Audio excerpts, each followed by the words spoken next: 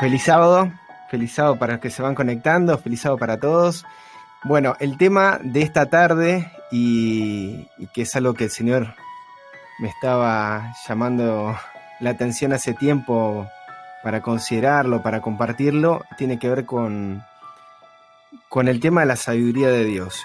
Y es que aquellos que venimos ya hace mucho tiempo hablando acerca del Padre y del Hijo, hay cuestiones que las hemos naturalizado.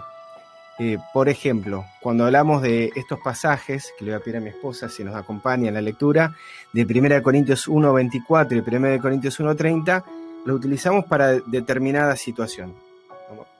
Mas para los llamados, así judíos como griegos, un poquito más cerca. Cristo, poder de Dios y sabiduría de Dios. Y el de 1 Corintios 1:30 dice: Mas por él estáis vosotros en Cristo Jesús, el cual de Dios nos es hecho sabiduría, y justificación y santificación y redención.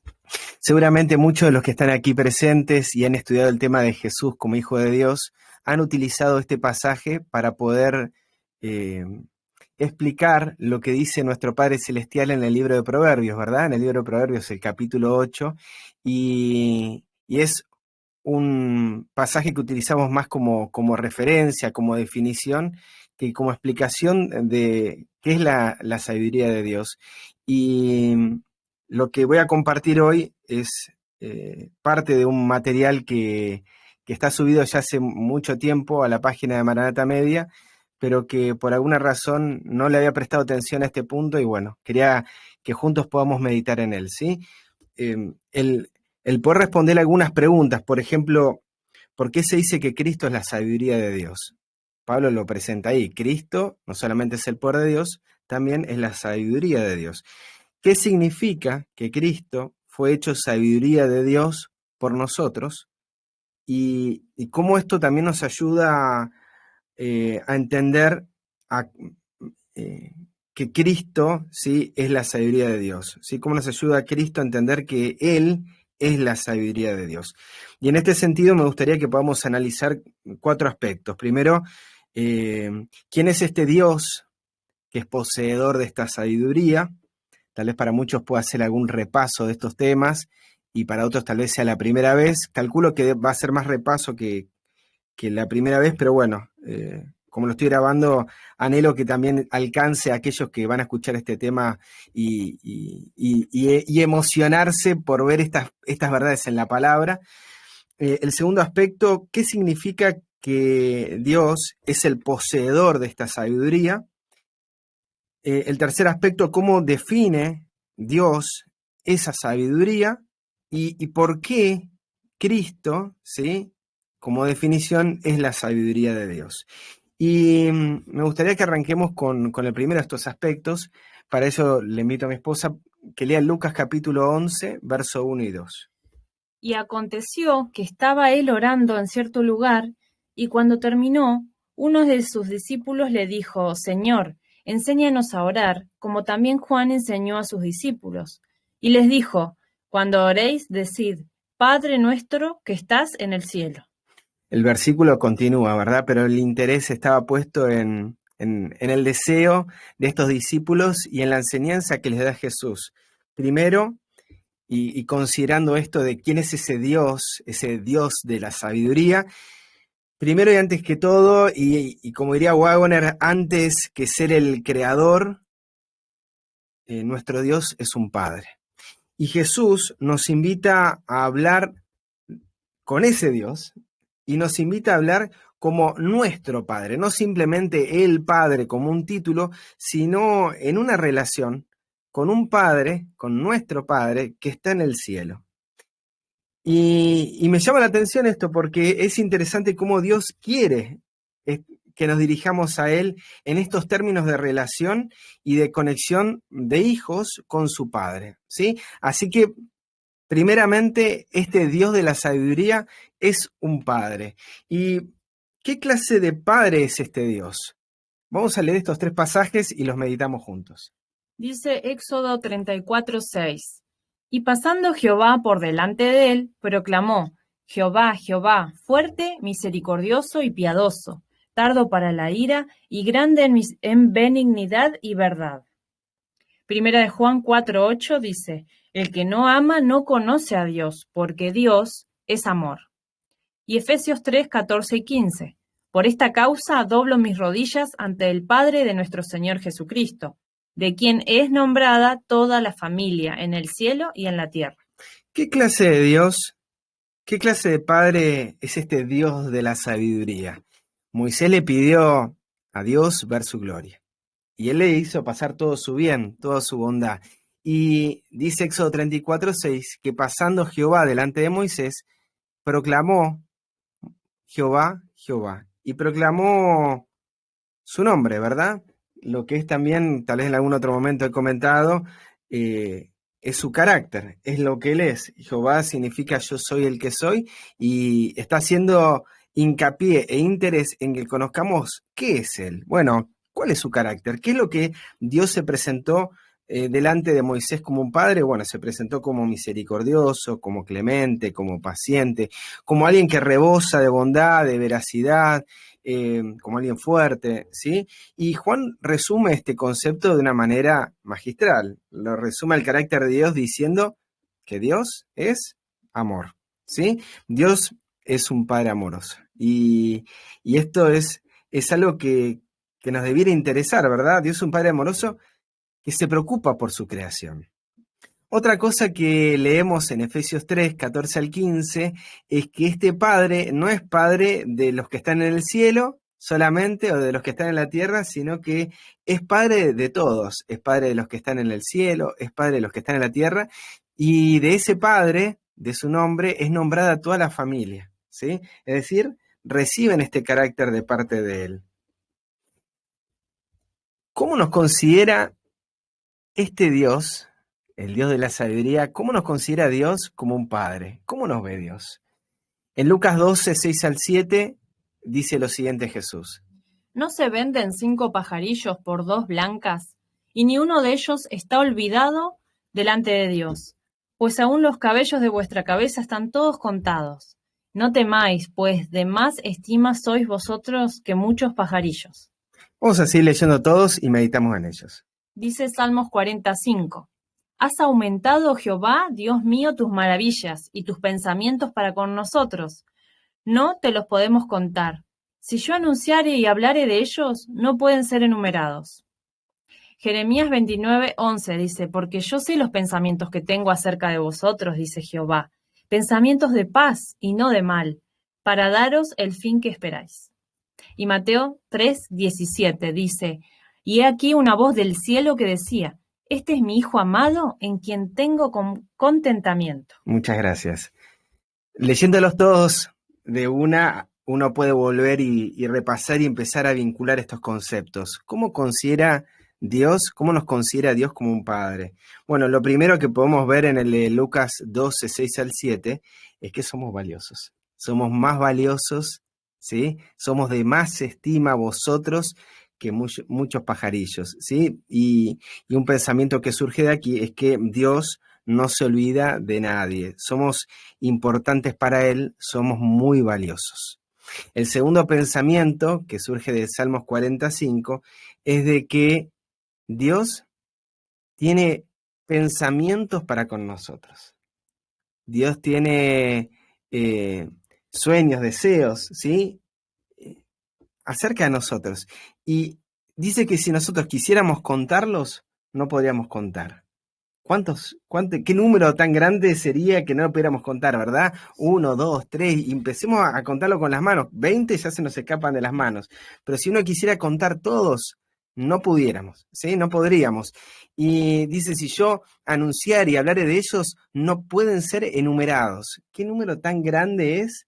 Todos esos pensamientos que tiene acerca de vos y de mí, que no pueden ser enumerados. Ahora, ¿cómo son esos pensamientos que no pueden ser enumerados? Uno diría, bueno, del hombre capaz hay algunos que son buenos y otros que no son tantos, pero de Dios, ¿cómo serán para con nosotros?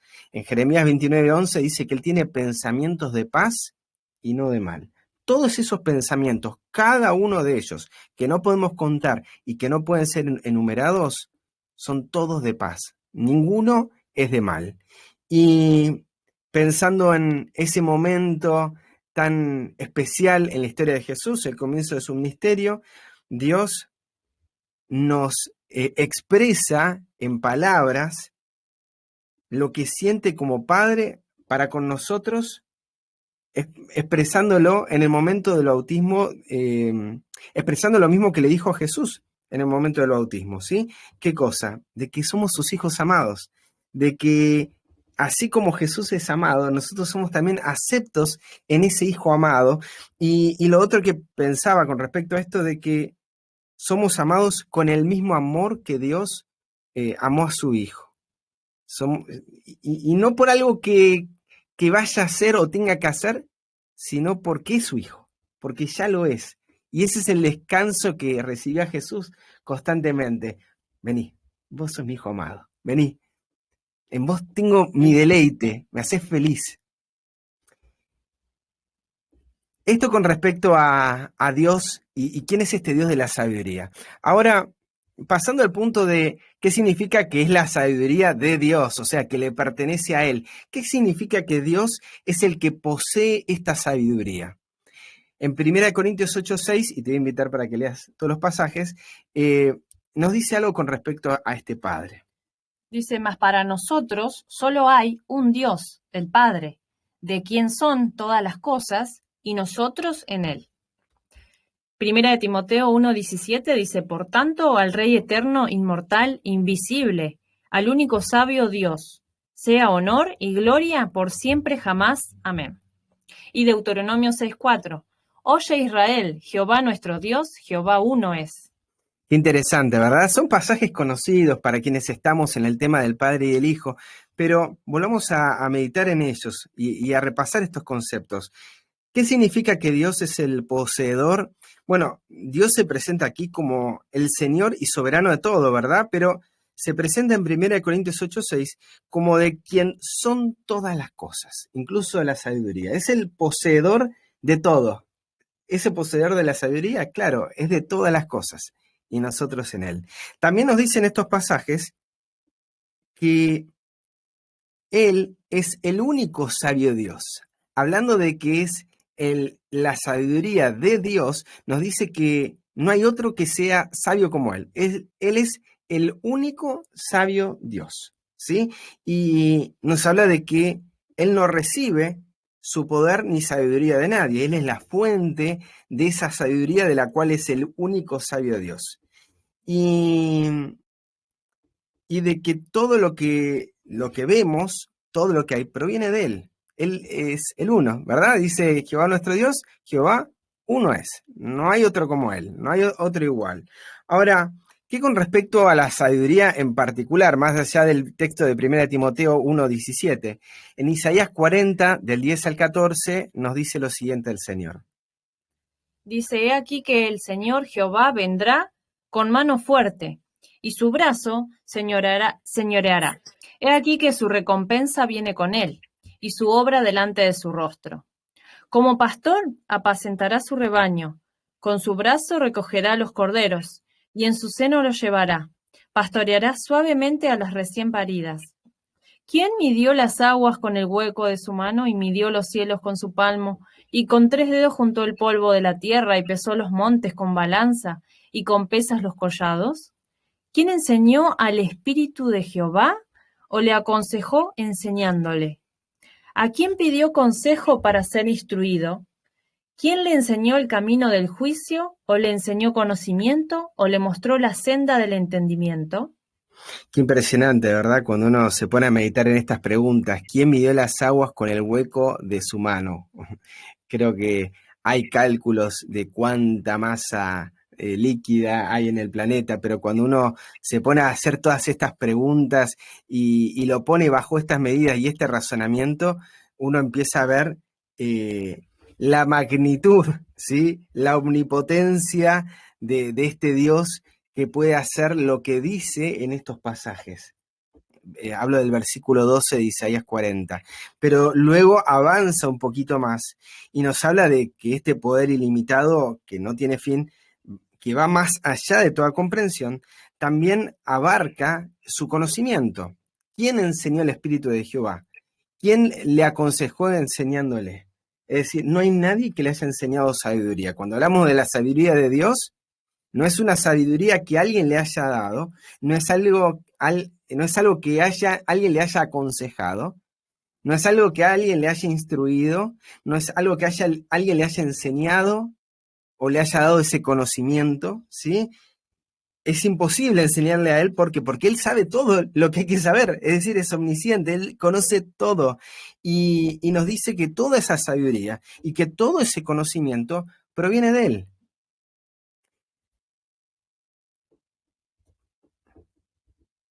Vamos a leer 3 pasajes más y me gustaría ver un poco acerca de cómo es que este conocimiento llega a todas partes, ¿sí? Él es sí, la fuente y el poseedor de esta sabiduría. ¿Cómo es que esta sabiduría, cómo es que su presencia se hace palpable en todas partes, ¿sí? Y nos dice el Salmo 36, del 7 al 9, lo siguiente. Dice, cuán preciosa, oh Dios, es tu misericordia. Por eso los hijos de los hombres se amparan bajo la sombra de tus alas. Serán plenamente saciados de la grosura de tu casa, y tú los abrevarás del torrente de tus delicias. Porque contigo está el manantial de la vida. En tu luz veremos la luz. Apocalipsis 22:1 dice, y me mostró un río puro de agua de vida, limpio como el cristal, que provenía del trono de Dios y del Cordero. Y Juan 7:38-39 dice, el que cree en mí, como dice la Escritura, de su interior correrán ríos de agua viva. Esto dijo del Espíritu Santo que habían de recibir los que creyesen en él. Y esto es interesante y vamos sumando el pensamiento, ¿no? O sea, Dios es el poseedor de esta sabiduría, nuestro Padre es el poseedor de esta sabiduría, y todo ese poder, toda esa sabiduría, todas esas delicias, todo eso con el que nosotros seamos plenamente saciados de la grosura de tu casa, todo eso Él lo abreva del torrente de sus delicias. Y nos dice que en Él está ese manantial de la vida, en Él está ese torrente, en su luz veremos luz. Nos dice que ese torrente, ese manantial es un río. Un río, nos dice el libro Apocalipsis, un río de agua de vida, límpido como el cristal, que proviene del trono de Él y del Cordero. Y lo que nos dice Jesús en Juan 7 es que esos ríos de agua viva hacen referencia a ¿qué cosa? Hacen referencia a su espíritu, ¿sí? Ese poder, esa sabiduría que fluye a nosotros como un río, es su espíritu. ¿Y qué es su espíritu? Bueno, Salmo 139, 7 al 10 nos da una respuesta y acerca de esto y de cómo sostiene la vida, el apóstol Pablo en el libro de Hechos también nos da otra respuesta. Así que te voy a pedir, Pame, para leerlo. Dice, ¿a dónde me iré de tu espíritu? ¿O a dónde huiré de tu presencia? Si subiere al cielo, allí estás tú. Y si en el infierno hiciere mi lecho, he aquí allí tú estás. Si tomare las alas del alba y habitare en el extremo del mar, aún allí me guiará tu mano y me asirá tu diestra. Y Hechos de los Apóstoles 17, 25 y 28. Pues Él a todos da vida y aliento y todas las cosas, porque en Él vivimos y nos movemos y somos, como también algunos de vuestros poetas han dicho, porque también nosotros somos linaje suyo. Estos pasajes nos ayudan a entender un poquito acerca de qué es, bueno, un poquito no, bastante, nos hablan acerca de que el Espíritu de Dios es su presencia y es por medio de su Espíritu que Dios puede estar presente, dice el pasaje, en todos los lugares al mismo tiempo, ¿sí? Si subís al cielo, allí estás tú. Si vas al infierno, allí también estás tú. Si tomare la salva y habitar en el extremo del mar, aún allí me guiará tu mano y me asirá tu diestra. No hay lugar donde no podamos estar alejados de su presencia. Y David define el Espíritu de Dios como su presencia. Así también vemos que, como vimos en los pasajes anteriores, que el recibir el Espíritu de Dios es recibir estos ríos de agua viva, ¿verdad? En Juan 7:39. Y que es recibir también este manantial de vida. ¿Se va comprendiendo hasta acá? Es decir, recibiendo el Espíritu de Dios, recibiendo su presencia, recibimos este río de agua viva, recibimos este manantial de vida, este torrente, y es eso, como dice el apóstol Pablo, lo que a nosotros nos da vida, nos da aliento, nos da todas las cosas. Es Él que de Él, de ese manantial de que fluye su espíritu, de lo que recibimos todos, ¿sí? Dice, pues Él a todos da vida y aliento y todas las cosas. Y agrega Pablo que en Él vivimos, nos movemos y somos. Es el que nos mantiene vivos, el que hace latir nuestros corazones. O sea, en resumen, y sé que esto puede ser un poco repetitivo para algunos, cuando hablamos de estos temas, hablamos de que Dios es todopoderoso, de que tenemos un Dios que todo lo puede, de que todo lo sabe, de que puede estar en todas partes por su espíritu, de que todo le pertenece a Él, de que el poder, la autoridad y la sabiduría son propiedad de Él y se los da quien quiere.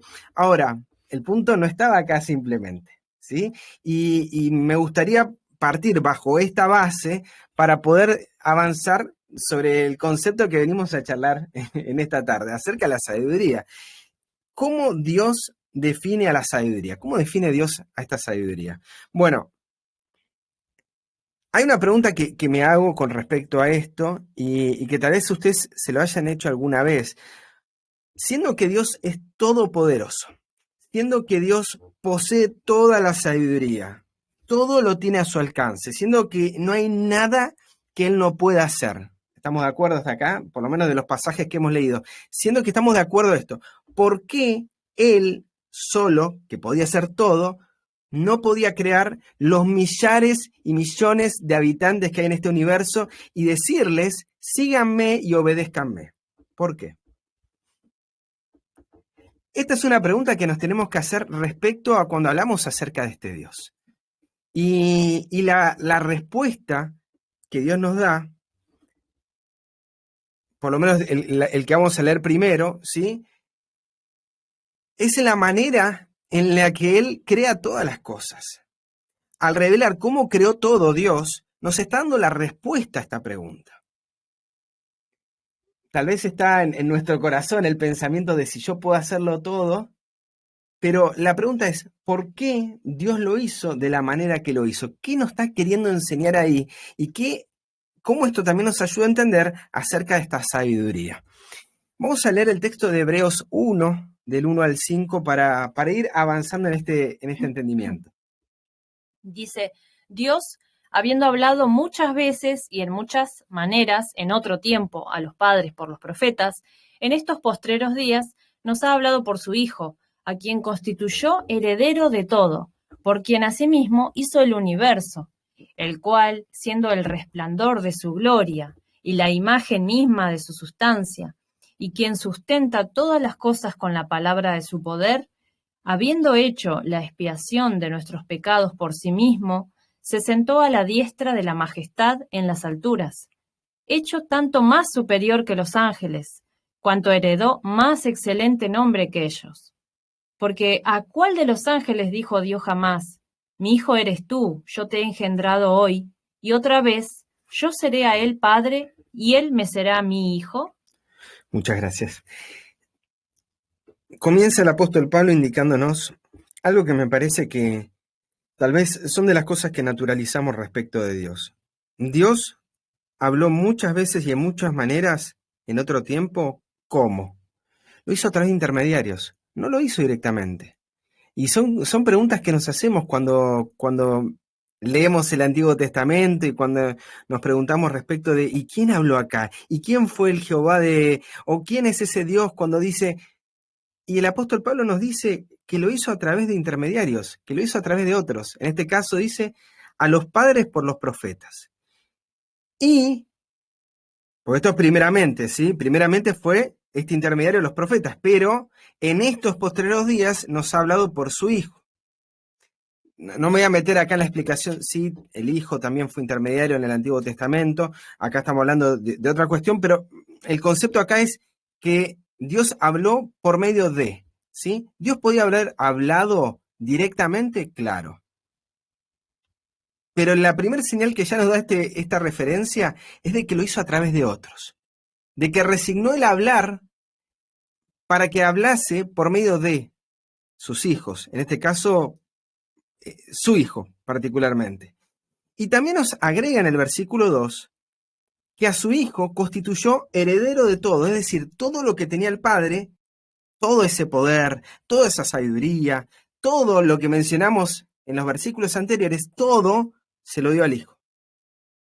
Y además agrega de que fue por medio de su Hijo que hizo el universo. Y además que el Hijo ahora es quien lo revela. No se revela a sí mismo el Padre, es el Hijo el resplandor de su gloria, es el Hijo la imagen misma de su sustancia, es el Hijo quien sustenta todas las cosas con la palabra del poder del Padre. También nos dice que el Hijo heredó un nombre, más excelente nombre que ellos, ¿verdad? Y este Hijo lo heredó porque es Hijo. Ahora, Dios al Hijo, en el verso 5, al decirle, mi hijo eres tú, yo te he engendrado hoy, le está dando todo, le está dando la vida, le está dando identidad, vos sos mi hijo, le está dando valor. ¿A cuál de los ángeles dijo Dios jamás? Le está dando todas esas cosas. Y le dio todo lo necesario para que el universo funcione, ¿sí? Todo lo necesario para el universo de Dios reside en su Hijo.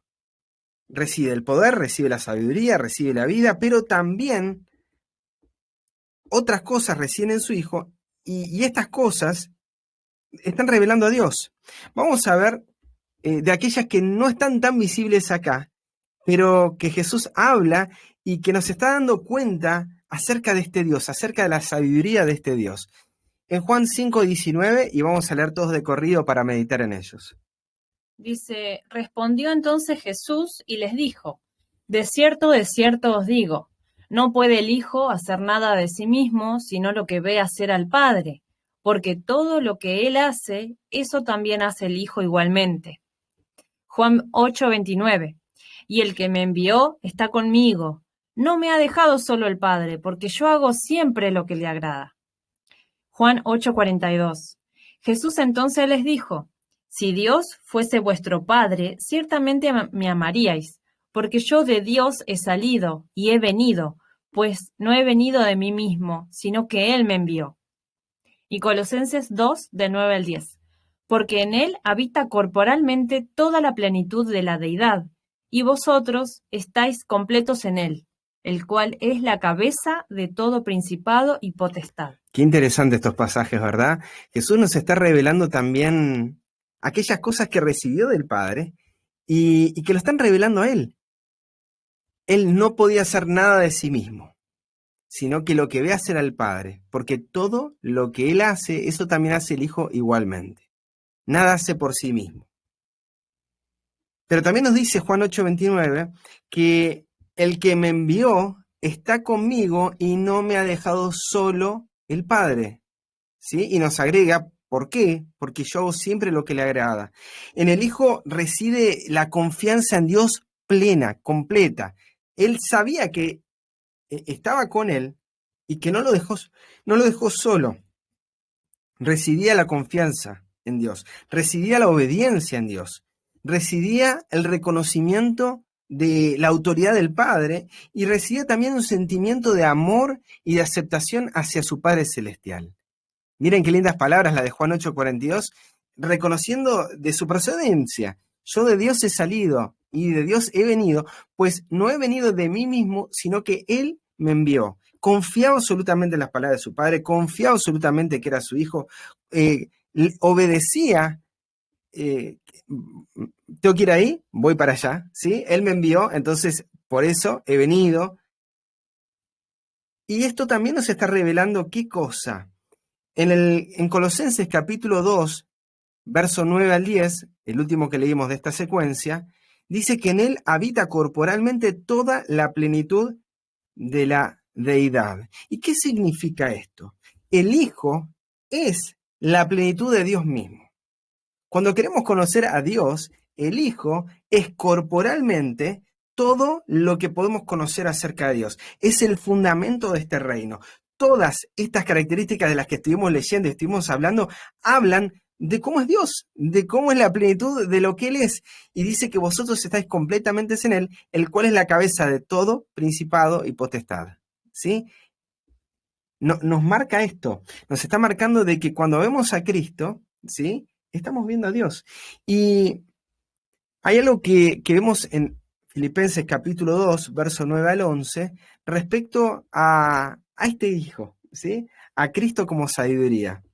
Dice, por lo cual Dios también le exaltó hasta lo sumo y le dio un nombre que es sobre todo nombre, para que al nombre de Jesús se doble toda rodilla de los que están en el cielo y en la tierra y debajo de la tierra, y toda lengua confiese que Jesucristo es el Señor, para la gloria de Dios Padre. Recordamos los pasajes anteriores que dice, haya pues en vosotros el mismo sentir que hubo también en Cristo Jesús. Recordamos también de que Él se anonadó a sí mismo.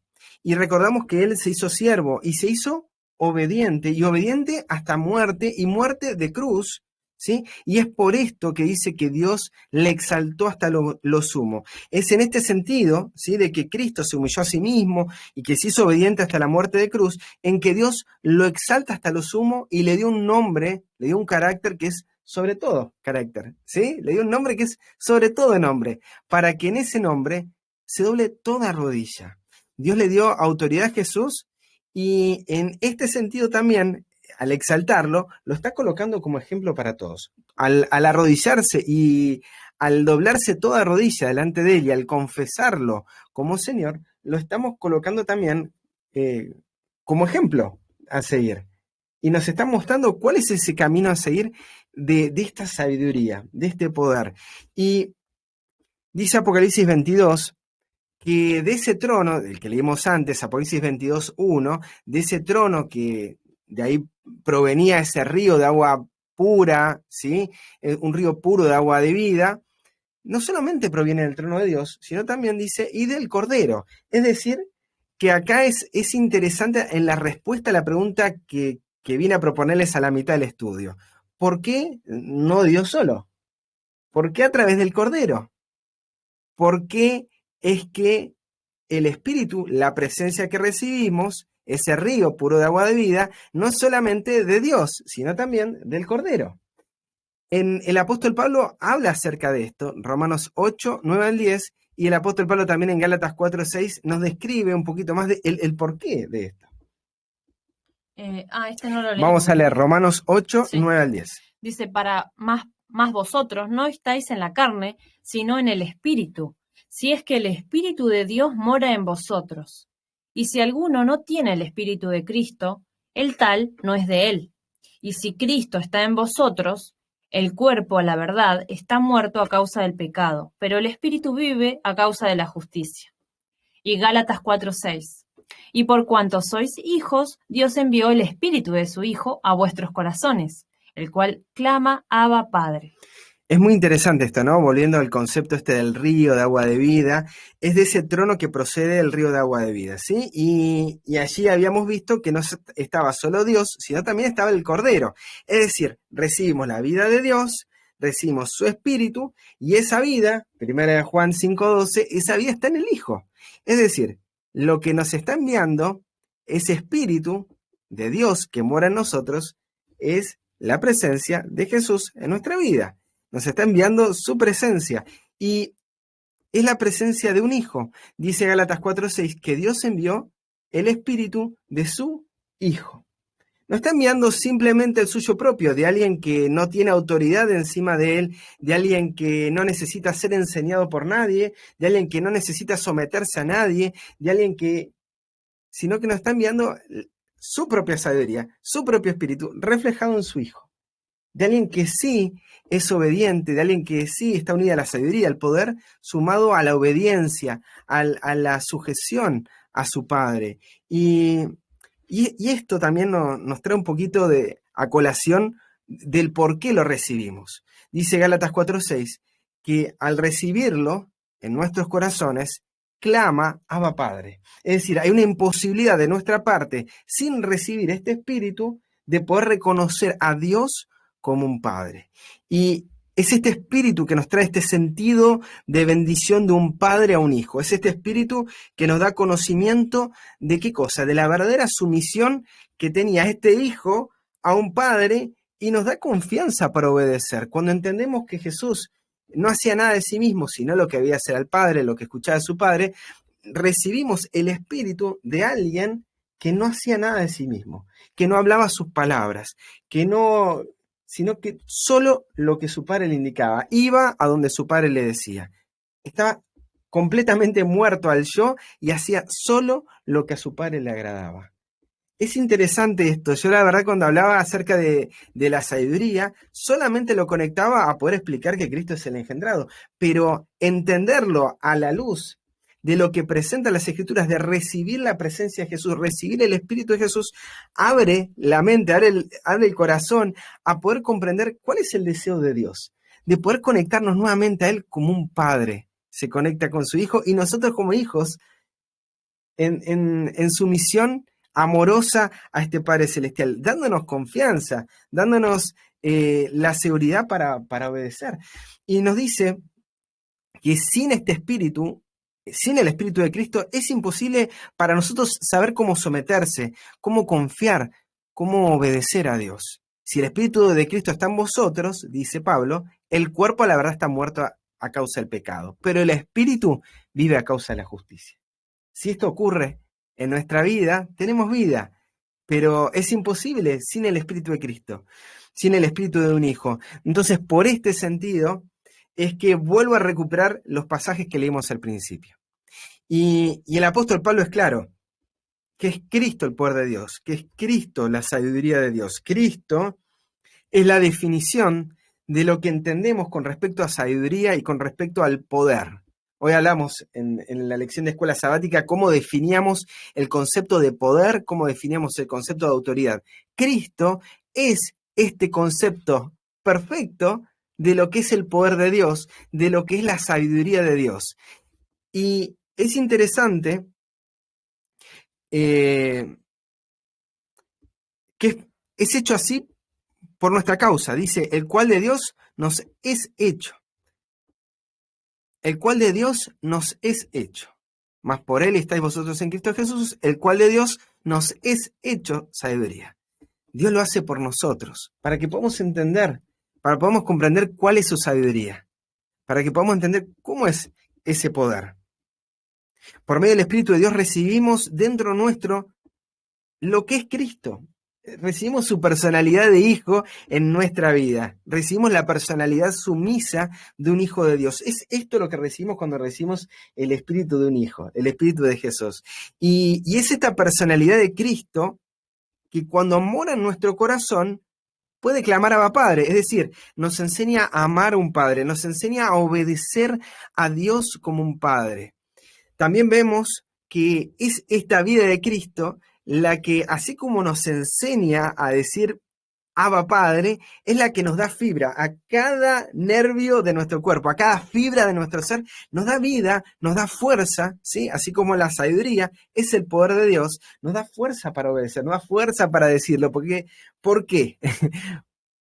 Dice Pablo en Gálatas 2:20, ¿cómo estamos nosotros? Dice, con Cristo estoy juntamente crucificado, mas vivo, ya no yo, sino que Cristo vive en mí. Y lo que ahora vivo en la carne, lo vivo en la fe del Hijo de Dios, el cual me amó y se entregó a sí mismo por mí. Por eso es que recibimos este espíritu para poder decir Abba Padre. A ver, un muerto, ¿puede decir algo? ¿Un muerto puede hacer algo? No, está muerto, ¿sí? ¿Salvo que tengamos alguna idea de zombies? No, no existe esto, ¿sí? Un muerto está muerto. Ahora, lo que nos está diciendo es que al recibir la vida de Jesús, Jesús como el poder de Dios y la sabiduría de Dios, ahora podemos no solamente expresarnos, tener esa vida, esa fuerza para hacerlo, sino que ahora, por medio de esa sabiduría, podemos decir, Abba Padre. Al recibir el Espíritu de Cristo podemos clamar a Abba Padre. ¿Por qué? Dice Pablo, porque ya no vivo yo, sino que Cristo vive en mí. Lo vivimos esto por la fe, creemos que es así y aceptamos que es así. Porque sabemos lo que pasó y sabemos lo que ocurre constantemente en el entendimiento de que Cristo se está dando constantemente, como un cordero hoy inmolado, se está dando constantemente por mí. Salomón también habló de este tema y afirma cómo es que funciona todo esto en el universo.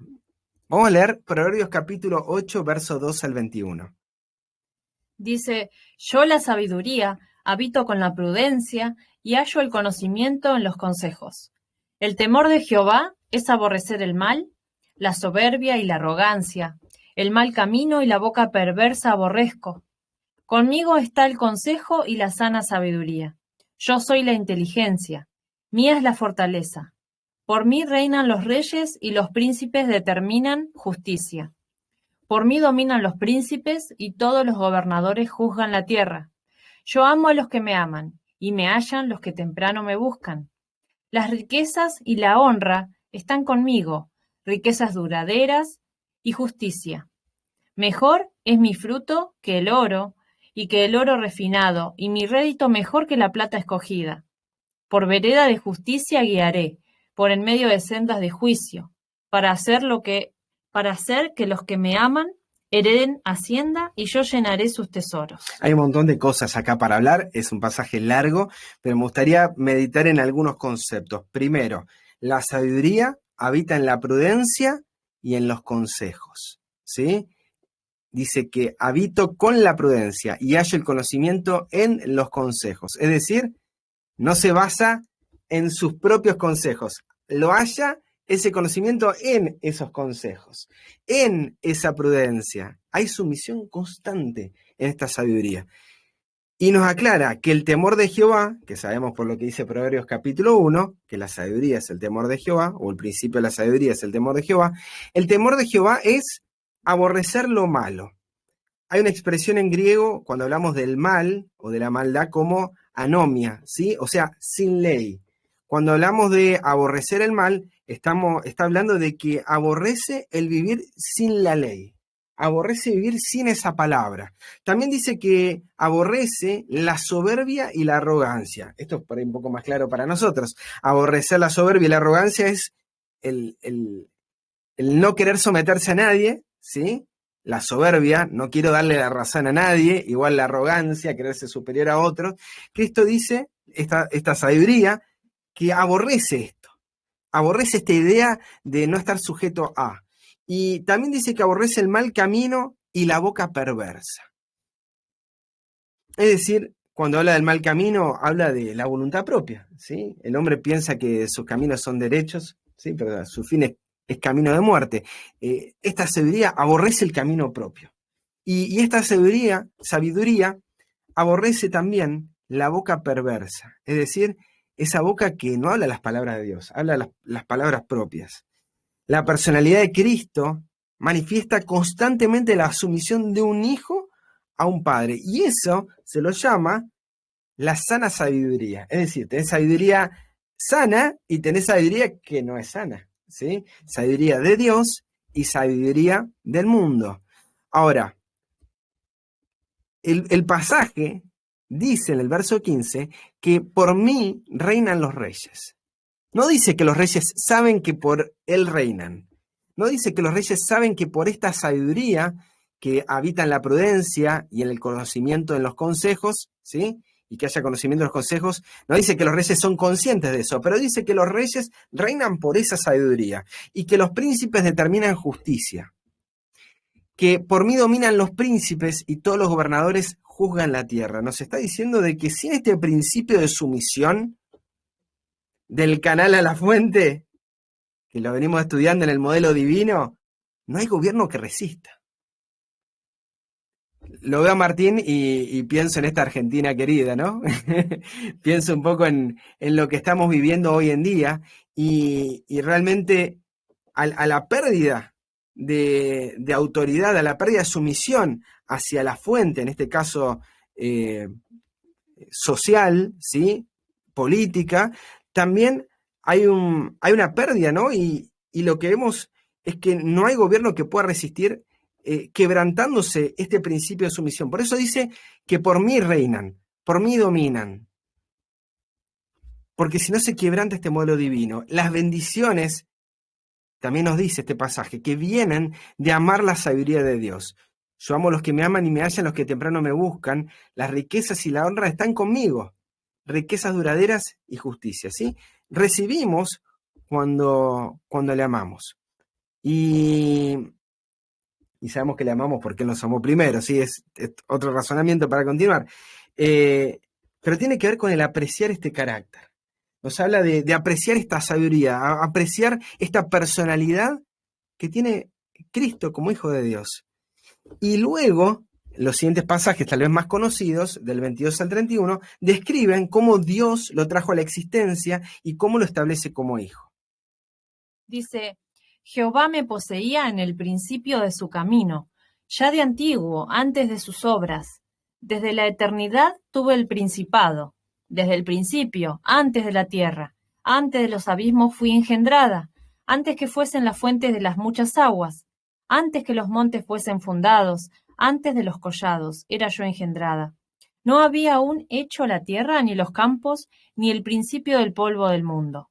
Cuando formó los cielos, allí estaba yo, cuando trazó un círculo sobre la faz del abismo, cuando estableció los cielos arriba, cuando afirmó las fuentes del abismo, cuando al mar puso sus límites, para que las aguas no pasasen su mandamiento, cuando estableció los fundamentos de la tierra.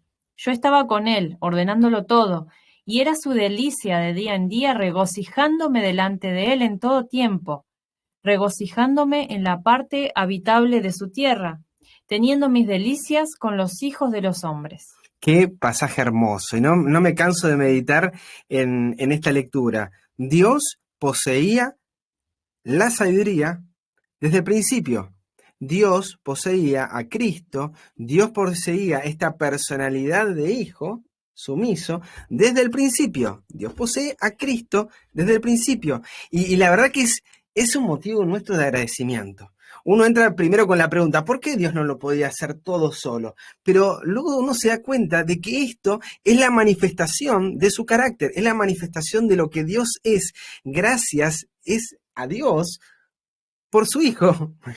Debiéramos dar gracias a Dios y estar agradecidos porque sin Él nada podría funcionar, ¿sí? Y nada funcionaría correctamente como lo conocemos hoy en día.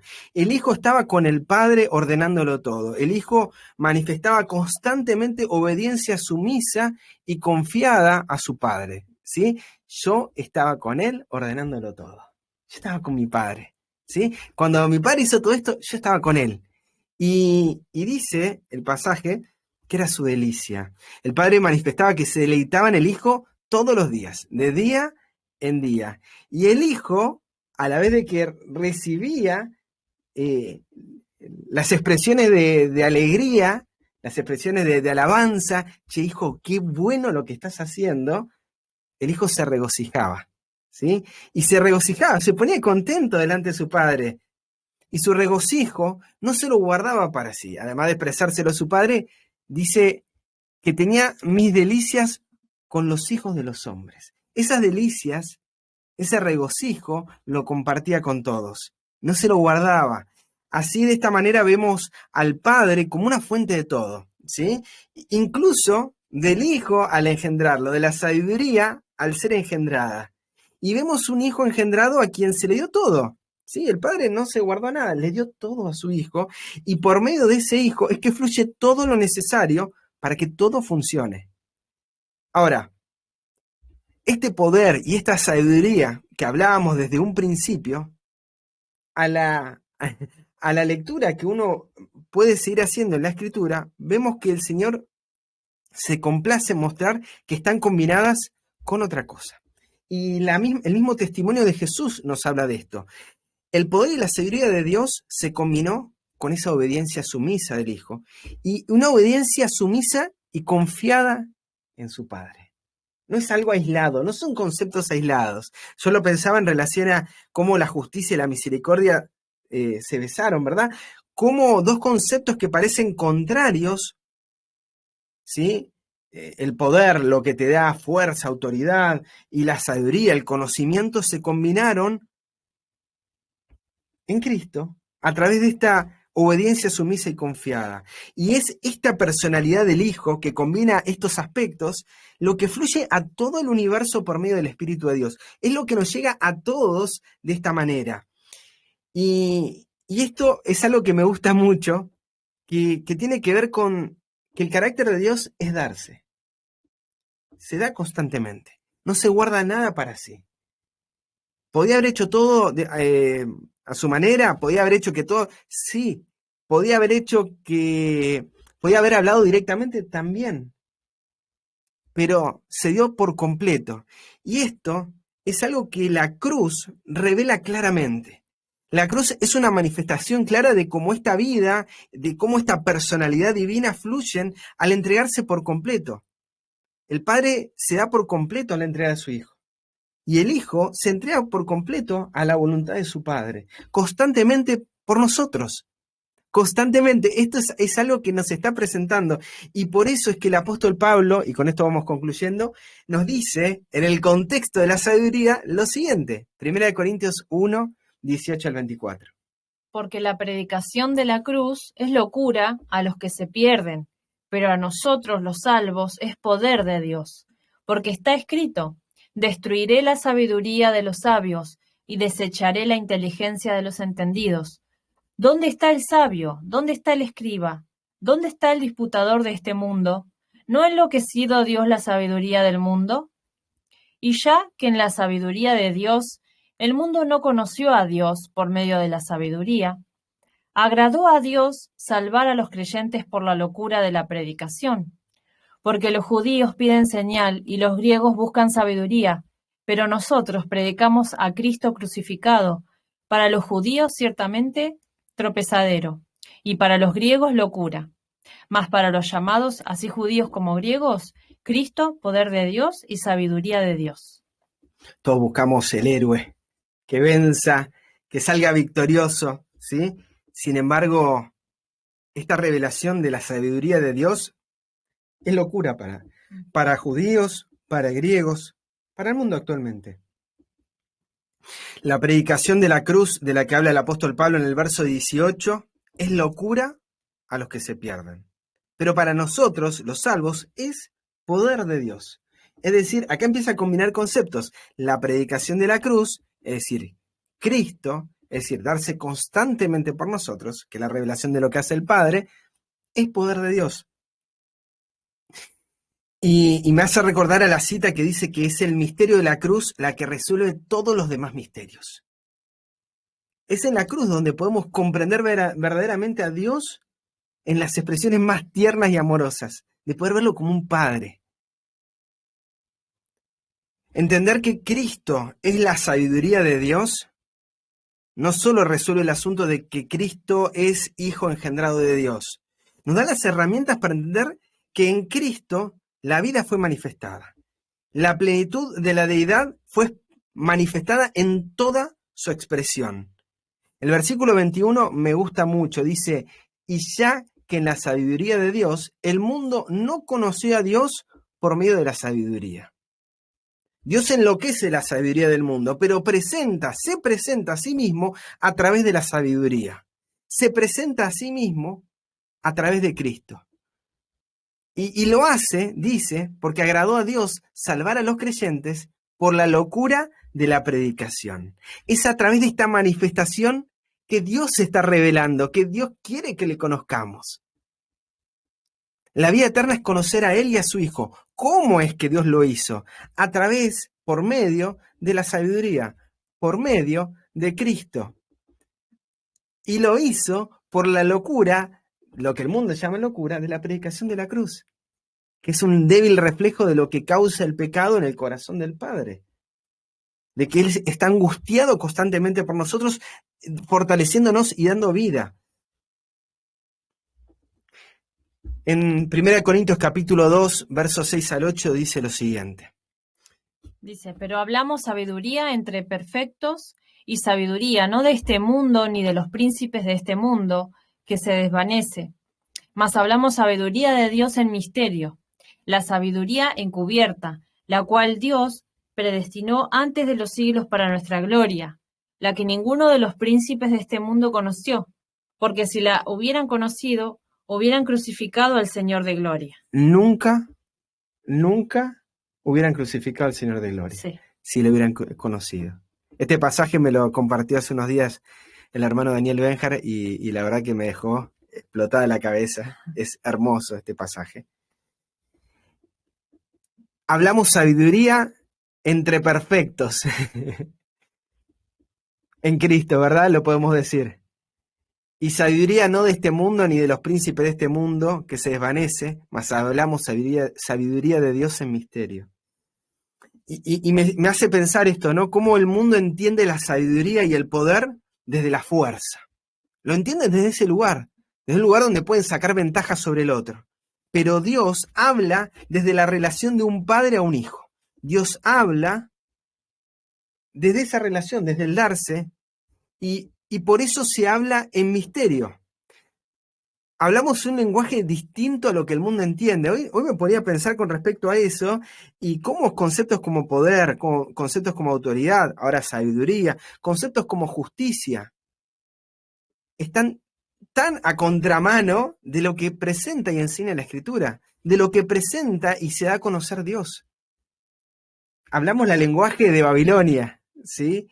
Y el Señor nos invita a poder reflexionar en esta sabiduría. Cristo en vosotros, la esperanza de gloria. Ese es el misterio que ha sido... Es que todo va al revés, tanto los objetivos o los proyectos de vida que parecieran ser, entre comillas, buenos porque querés superarte, progresar o estudiar, siempre es todo para alcanzar algo, o por ejemplo un deporte para ganarle a otros y competir con el otro, o tener mejores notas que otro y siempre destacar uno mismo.